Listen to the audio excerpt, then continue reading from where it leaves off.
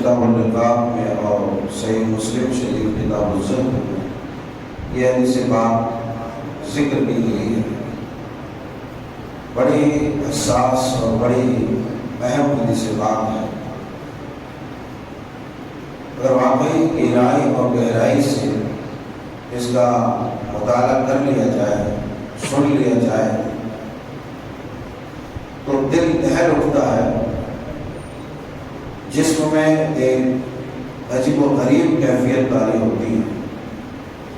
حدیث پاک کیا ہے؟ حضرت جندب بن عبداللہ بن سفیان رضی اللہ تعالیٰ عنہ بیان فرماتے ہیں کہ رسول اللہ صلی اللہ علیہ وسلم نے ارشاد فرمایا کہ من سمع سمع اللہ بہ ومن رعا رعا اللہ بہ، کہ جو بھی کوئی آدمی لوگوں کو دکھاوے کے لیے، لوگوں کے دکھلاوے کے لیے کوئی عمل کرتا ہے تو اللہ تبارک و تعالیٰ قیامت کے دن اسے رسوا کرے گا، ذلیل کرے گا۔ قیامت کے دن بھی کرے گا اور دنیا میں بھی کرے گا۔ وَمَنْ رَعَا رَعَا اللَّهُ بِهِ، اور جو کوئی عمل محض اس لیے کرتا ہے کہ لوگوں میں اس کا بڑا نام ہو، لوگوں میں اس کا چرچا ہو، لوگ واہ واہی کریں، اللہ کے پیارے حبیب علیہ السلام بیان فرماتے ہیں کہ اس آدمی کے چھپے ہوئے خامیوں کو، عیوب کو، عیبوں کو، اس کے نقائص کو اللہ تبارک و تعالی ظاہر فرما دے گا۔ اتنا خطرناک پیغام یہ حدیث پاک کے اندر موجود ہے۔ غرض یہ کہ مختصر الفاظ، مختصر جملے کے ساتھ اتنی بڑی بات کہہ دی گئی ہے کہ جس کا اگر اندازہ لگایا جائے تو آدمی اس کی گہرائی تک پہنچتے پہنچتے اپنے آپ کو ایسا محسوس کرے گا گویا کہ اس کی آنکھیں بند ہونے لگی اور اس پہ غشی طاری ہوئی ہے۔ ایک آدمی کوئی بھی عمل کرتا ہے، کوئی بھی نیک عمل کرتا ہے، اس میں اس کا مقصود یہ ہو کہ آدمی اسے اچھا کہے، آدمی اسے بڑا کہے، اس کی واہواہی کرے، تو ایسی صورت میں آپ نے فرمایا کہ اس کے اندر جو چھپے ہوئے نقائص ہیں، جو خامیاں ہیں، جو عیب ہے، جو کمی ہے، جو کوتاہی ہے، اس کے جو راز ہے، اللہ تبارک و تعالیٰ اس کا بھنڈا پھوڑ دے گا اور اسے ذلیل کر دے گا۔ اور قیامت کے دن، دنیا میں قیامت کے دن کسی کو رسوا صرف اس کے نیک عمل کے بنا پر کر دیں تو یہ کتنی بڑی بدقسمتی اور کتنی بڑی محرومی ہوگی، اس کا آپ ذرا تصور کیجیے۔ برا عمل تو اپنی جگہ پر ہے، برائی اپنی جگہ پر ہے، مگر کوئی نیک عمل کرتا ہے، ثواب کا کام کرتا ہے، بڑا خرچ کرتا ہے، بڑی محنت کرتا ہے، بڑی کوششیں کرتا ہے، اور اس کوشش کے باوجود بھی اگر دنیا میں اس کا بھنڈا پھوڑ جائے جو اس کے اندر چھپے ہوئے اس کے نقائص اور کمیاں اور خامیاں ہیں، یہی وجہ ہے کہ اللہ تبارک و تعالیٰ نے سورہ کہف کی آخری آیت میں بیان فرمایا من کان یرجو لقاء ربہ، جو بھی کوئی آدمی اللہ سے ملاقات کی امید رکھتا ہے، جو یہ سوچ رہا ہے، ظاہر سی بات ہے بندہ مومن ہے، مسلمان ہے، تو اس کی تو امید ہے اور تو یقین ہے کہ اللہ تبارک تعالیٰ سے ملاقات کرے گا۔ من کان یرجو لقاء ربہ فلیعمل عملا صالحا، فلیعمل عملا صالحا، کہ وہ نیک عمل کرے، ایسا عمل کرے جو صالح ہو، جو ریا سے، نور سے، فخر سے، مباحات سے، شرک کی آلودگی سے، بدعات کی خباثتوں سے اس کا وہ عمل پاک ہو، صاف و شفاف ہو، تاکہ اللہ تبارک و تعالیٰ اسے پورا پورا بدلا دیتا ہے۔ اللہ تبارک و تعالیٰ سے ملاقات کے وقت اس کا وہ عمل رسوائی کا باعث نہ بنے۔ اور حدیث پاک بارہا کہہ کرتا ہوں کہ محدثین جن کتابوں میں حدیثوں کا ذکر کرتے ہیں وہاں کوئی نہ کوئی بڑی مناسبت ہوتی ہے، بہت بڑی مناسبت ہوتی ہے، لہٰذا یہاں بھی امام بخاری نے کتاب الرقاق میں اس حدیث پاک کو ذکر کیا ہے۔ رقاق کسے کہتے ہیں؟ رقاق، رقیق، اس کے معنی ہوتا ہے نرم، یعنی ایسا کام، ایسا عمل یا ایسی حدیث بیان کی جائے جس سے انسان کے اندر نرمی پیدا ہو جائے، دل میں رقت طاری ہو جائے، یعنی باریکی کو کہتے ہیں، نرمی کو، باریکی کو۔ کوئی چیز بہت پتلی ہو اسی کو تو باریک کہتے ہیں۔ تو معلوم یہ ہوگا کہ اس حدیث پاک کو جو ریاکاری والے، دکھلاوے والی جو بات ہے، جو پیغام ہے اس کے اندر، وہ کتابوں نے تاک میں ڈالا۔ اس کا مطلب یہ ہے کہ ریاکاری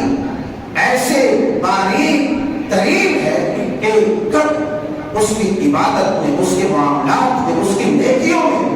وہ ریا کا گھن لگتا ہے، اس کو پتہ ہی نہیں چلتا، اور یوں ہی لمحے بھر میں اس کی نیکیاں وہ باریک ریا کا گھن لگ کر کے پورا ختم ہو گیا، پورا ختم ہو گیا۔ کتابوں کے ساتھ میں ذکر ہے۔ اس کا مطلب یہ ہے کہ ہمیں بڑا ہی چوکس رہنا ہے اپنی عبادت میں، اپنی نیکیوں میں، اپنے معاملات میں، کہ کہیں ایسا نہ ہو کہ ہم کسی، یہ جو جس کو شرک خفی بھی کہا گیا، شرک الاصغر کہا گیا، شرک الخفی کہا گیا، یہ شرک خفی باریک ترین معاملہ جو شرک، جو ریا کا ہے، یہ کہیں داخل ہو کر کے ہماری پوری نیکیوں کو خاکستر کر دیتا ہے۔ اور کتاب الزہد میں جو لایا ہے امام مسلم رحمۃ اللہ علیہ، تو زہد کا کیا معنی ہے؟ آدمی پاکسائی، متقی ہو جانا، پرہیزگار ہو جانا، دنیا سے بے رغبت ہو جانا، اللہ ہی اللہ کرنا، اللہ ہی اللہ وہ کرتے ہیں، پاکسائی اس کے اندر آ جائے، صداقت آ جائے، امانت آ جائے، دیانت آ جائے، اللہ تبارک و تعالیٰ کی راہ میں وہ خرچ کرنے والا ہو جائے، اللہ کو مطیع و فرما بردار ہو جائے۔ آدمی خرچ کرتا ہے اللہ کی راہ میں، کہیں نہ کہیں اگر اس کے ذہن میں یہ بات آ گئی کہ اس سے ہمارا نام ہو، یا پھر لوگ ہمیں اچھا کہیں، لوگ ہمیں واہوائی کریں، تو پھر اس کا وہ عمل، اس کا وہ جو زہد، ظاہری زہد دکھ رہا ہے، وہ پورے کے پورے خاکستر ہو جائے گا، اور وہ زہد جو ظاہری ہے اس کا اسے وہ فنا کر دے گا، اس کو قیامت میں۔ اس آیت کریمہ کے تعلق سے حافظ عبد الدین ابن کثیر نے بہت ساری روایتیں لائی، بہت ساری روایتیں لائی۔ ایک روایت جو مسند احمد کے اندر امام احمد بن حنبل رحمۃ اللہ علیہ نے ذکر کیا ہے، حضرت ابو سعید خدری رضی اللہ تعالیٰ عنہ بھی اور حضرت عبداللہ بن عمر رضی اللہ تعالیٰ عنہ بیان فرماتے ہیں، کہتے ہیں حضرت عبداللہ بن عمر رضی اللہ تعالیٰ عنہ کہ اللہ کے رسول صلی اللہ علیہ وسلم نے فرمایا کہ کوئی آدمی اپنی نیکی کو اچھالنے والا آدمی، حدیث پاک کو ذرا غور سے سنیے، ہم دن رات میں کتنی ایسی نیکیاں کرتے ہیں اور لوگوں میں ڈھنڈورا پیٹتے رہتے ہیں، پرچار کرتے رہتے ہیں، میں نے ایسا کر دیا، میں نے ویسا کر دیا، میں یہ کھانے خیر میں حصہ لے لیا، وہ کر دیا، وہاں یہ کر دیا، یہاں یہ کر دیا۔ حضرت عبداللہ ابن عمر رضی اللہ تعالیٰ عنہ کہتے ہیں کہ رسول اللہ صلی اللہ علیہ وسلم نے ارشاد فرمایا کہ جو بھی نیکیوں کو اچھالنے والا آدمی ہے، نیکی کا پرچار کرنے والا آدمی ہے، نیکی کو لوگوں میں بتانے والا، اس کی تشہیر کرنے والا آدمی، جو بھی کوئی کرتا ہے، اللہ تبارک و تعالیٰ اسے ذلیل کر دے گا۔ کیا کرے گا؟ اللہ تبارک و تعالیٰ اسے بے عزت کر دے گا، اسے رسوا کر دے گا، اس کے اخلاق کو بگاڑ دے گا، اس کے اخلاق کو بگاڑ دے گا، لوگوں کی نگاہ میں اسے بے عزت اور حقیر ترین کر دے گا۔ اپنے آپ کو بڑا معزز سمجھتا ہوگا، اپنے آپ کو بڑا بانبان سمجھتا ہوگا، بڑا ہی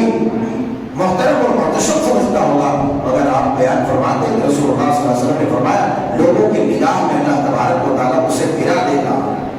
لوگوں کی نگاہ میں گرا دے گا۔ اور یہ بات بیان کرتے ہوئے حضرت عبداللہ ابن عمر رضی اللہ تعالیٰ عنہ رو پڑتے تھے، عبداللہ ابن عمر رضی اللہ تعالیٰ عنہ۔ واہ، کتنی بڑی بات ہے، ایک آدمی نیکی کر رہا ہے مگر اس نیکی کو صرف اپنی تھوڑی سی بے احتیاطی کے لیے، اپنا تھوڑا سا نام کے لیے وہ پورے کے پورے برباد کر دیتا ہے۔ حضرت عبادہ بن صامت رضی اللہ تعالیٰ عنہ، حضرت عبادہ بن صامت رضی اللہ تعالیٰ عنہ سے کسی نے آ کر کے پوچھا کہ جناب ہم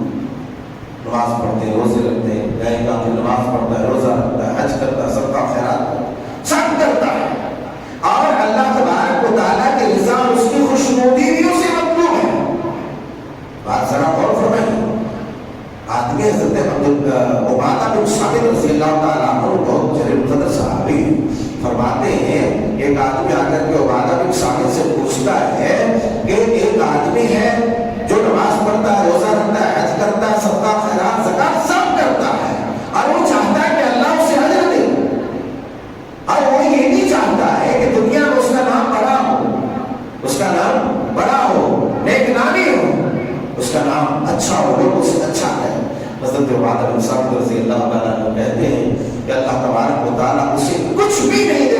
اس کا وہ عمل اسے لوٹا دے گا، بلکہ آپ نے فرمایا کہ اللہ تبارک و تعالیٰ اس کے اس عمل کو کبھی بھی قبول نہیں کرے گا اور یہ کہے گا کہ مجھے اس سے اس عمل کی ضرورت نہیں جس عمل میں کسی اور کی خوشنودی، کسی اور کی رضا اور کسی اور کی تعریف مطلوب و منصوب ہو کسی اور کی زبان ہے۔ اللہ متعدد روایات ایسے اللہ کے پیارے حضور علیہ السلام کا فرمان گرامی کہ جو آدمی ریاکاری کرتا دکھاوے کے لیے عمل کرتا، اللہ تبارک و تعالیٰ ساری دنیا میں اعلان کر کے قیامت کے روز کو عذاب دے گا کہ یہ وہ سبیل ہے جس نے نیکیاں کیا تھا لوگوں کو دکھانے کے لیے، سب کے سامنے اسے اعلان کر کے اس کو عذاب دے گا۔ حضرت عبداللہ بعد بن ثابت رضی اللہ تعالیٰ عنہ اور روایت اسی طرح کی کہ اللہ کے پیارے حبیب علیہ السلام نے ارشاد فرمایا کہ آدمی ریاکاری جو کرتا ہے، آپ نے فرمایا کہ ایک آدمی صحابہ کرام علیہ رضوان بیٹھے ہوئے تھے، فرمایا کہ صحابہ کرام خدمت کے لیے ہم وقت تھے، بہت سارے صحابہ ہوتے تھے مسجد میں اور آپ کو کوئی کام ہوتا تو آپ ارشاد فرما دیتے۔ ایک روز ایسا ہوا کہ ہم لوگ مسجد میں بیٹھے ہوئے تھے اور آپس میں باتیں کر رہے تھے، آپ علیہ السلام کی آیت آئے اور کیا چل رہا ہے، کیا خسر کر رہے تم لوگ، کیا باتیں چل رہی ہیں تم لوگ؟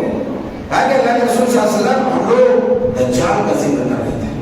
اور دجال کا ذکر کر رہے تھے اور ہمارا دل مرعوب تھا، دہشت زدہ تھا، خوف زدہ تھا، ڈر رہا تھا۔ اچھا ایسا ہے؟ آگے کیا میں تم لوگوں کو اس سے بھی زیادہ دہشت ناک عمل کے بارے میں نہ بتاؤں؟ کہا کہ دجال کا فتنہ اتنا خطرناک ہے کہ دنیا میں تقریباً 1,24,000 پیغمبر آئے، سب پیغمبر نے اپنی امتوں کو دجال کے فتنے سے ڈرایا۔ آپ تصور کر سکتے ہیں، امام ابن کثیر روایت نقل کرتے ہیں کہ صحابی کہتے ہیں یا رسول اللہ صلی اللہ علیہ وسلم نے ہمیں ارشاد فرمایا کہ کیا میں دجال سے بھی خطرناک اور وحشتناک خبر کے بارے میں تمہیں ڈراؤنی چیز کے بارے میں نہ بتاؤں؟ لوگوں نے کہا بالکل اللہ کے رسول صلی اللہ علیہ وسلم بتائیے۔ تو آپ علیہ السلام نے ارشاد فرمایا کہ لوگوں کو دکھاوے کے لیے جو نماز پڑھتا ہے، لوگوں کو دکھاوے کے لیے جو نماز پڑھتا ہے یہ اس سے بھی خطرناک ہے، اس سے بھی برا عمل ہے، اس سے بھی اندوناک خبر ہے۔ لہٰذا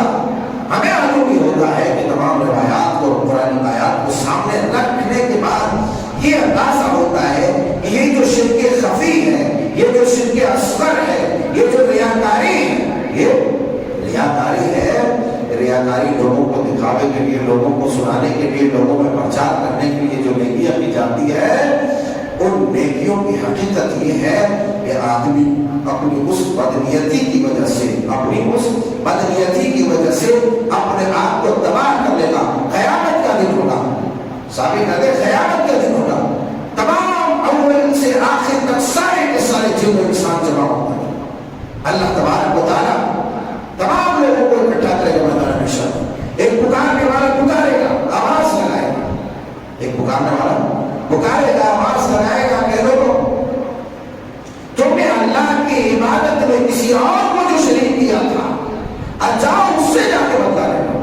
اس سے جا کے بدلا لو، اس سے جا کے بدلا لو۔ کیسا لگے گا؟ کیسا لگے گا؟ ایک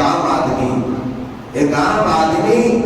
نیکی کرتا ہے، اگر چاہتا کہ وہ خوش ہو جائے، وہ خوش ہو جائے، وہ خوش ہو جائے، اللہ تبارک و تعالیٰ چونکہ ذہن میں کیا ہے، نیت میں کیا ہے، نماز تو پڑھ رہا ہے، صدقہ دے رہا ہے، زکات دے رہا ہے، چندہ دے رہا ہے، لکھوا رہا ہے، نیکیاں کر رہا ہے، مگر یہ 4 آدمی جو بیٹھے ہوئے ہیں سب کے سب کہے کہ مجھ سے بڑا سخی آدمی ہے،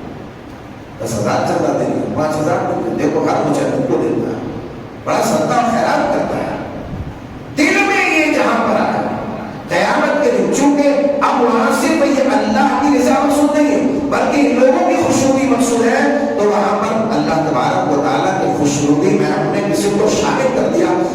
قیامت کے دن اللہ تبارک و تعالیٰ جو پکارنے والا ہوگا کہے گا ان تمام لوگوں سے لے کے جانا چاہتا ہے۔ کتنے ایسے لوگ ہیں، ایک روایت ہے جس میں امام ابن کثیر رحمۃ اللہ علیہ نقل کرتے ہیں کہ قیامت کے دن لوگوں کا سر و کتاب ہوتا ہے، آدمی کے جو رجسٹر نیکیوں کے آئیں گے نیکیوں کے رجسٹر آئے گے تو اللہ کہے گا لے یہ پھینک دے ادھر، یہ ادھر لا، یہ پھینک دے ادھر، یہ ادھر لا، یہ پھینک دے، یہ لا۔ فرشتہ کہے گا رب العالمین میں نے تو اس بندے کے بارے میں نیکی کے سوا کچھ نہیں دیکھا، ہم نے جو لکھا ہے وہ سب کے سب کو نیکیاں ہی لکھی ہے، ہم نے خیر ہی لکھا ہے کہ میرے بندوں تمہیں نہیں پتا ہے اس میں خیر ہی لکھا ہے، مگر یہ جو نیکی کے رجسٹر اتنے لمبے لمبے ہیں نا، یہ رجسٹر میں صرف میری رضا مطلوب و مقصود نہیں تھی، بلکہ اس کا مقصد یہ تھا کہ اس نیکی پر فلاں فلاں فلاں خوش ہو جائے اور حاضر ہو جائے، اس کی تعریف کرے۔ اس لیے میں اس عمل کو قبول نہیں کرتا جس میں کسی اور کو شامل کیا گیا ہو، جس میں کسی اور کو شامل کیا ہے، میں وہی عمل قبول کرتا ہوں جو خالص میری رضا کے لیے، میری خوشنودی کے لیے کیا ہو۔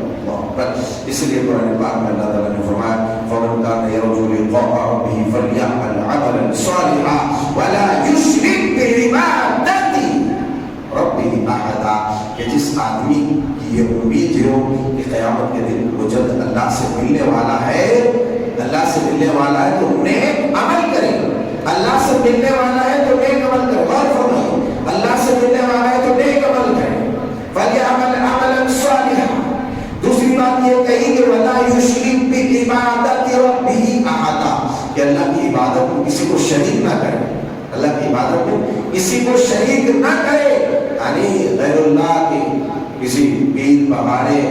اس کے نہیں، کوئی بھی ہو کسی کی رضا خوشنودی مقصود و مطلوب ہو عبادت میں، چاہے عالم صاحب رہے، ولی صاحب رہے، متقی صاحب، پرہیزگار صاحب، عبادت گزار کوئی بھی رہے، اگر وہ یہ چاہتا ہے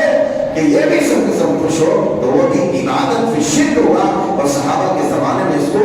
شرک خفی کو شرک باقاعدہ تصور کیا جاتا تھا۔ اب چاہے شرک اصغر رہے چاہے شرک اکبر رہے، دونوں ہی شرک ہے، قباحتیں دونوں کی ہے، ایک ہی بڑی ہے ایک ہی چھوٹی ہے، لہٰذا اپنی عبادتوں کو پاک رکھنا چاہیے، اپنی عبادتوں کو پاک رکھنا چاہیے ایسے شرک سے جو ہماری عبادت میں گھر کے مانند، دیپک کے مانند لگ جاتے ہیں، جسے ہم ریا کرتے ہیں اور ہماری عبادت کو پوری طرح سے نیست و نابود کر دیتے ہیں۔ بہرحال عبادت کو خالص اللہ تبارک و تعالیٰ کے لیے کرنا چاہیے، کوئی بھی عمل، کوئی بھی نیکی ہو، صرف ذرا برابر نیت کی بنا پر، ذرا سی نیت کی بنا پر ہم اپنی نیکیوں کو تباہ و برباد کر لیتے ہیں۔ اس لیے ہمیں ضرورت اس بات کی ہے کہ اگر دنیا میں ہمیں اللہ تبارک و تعالیٰ کی عزت ہے تو اللہ تبارک و تعالیٰ کی رضا کے مطابق زندگی گزارے۔ خدا کا قسم تم لاکھ ڈھنڈورا پیٹتے رہو کہ میں بڑے باعزت، میں بڑے سخی، میں بڑا پارسا، میں بڑا متقی، میں بڑا اللہ کا عبادت گزار، میں بڑا صدقہ و خیرات کرنے والا، بڑی نیکیاں کرنے والا، دنیا میں کہتے رہو،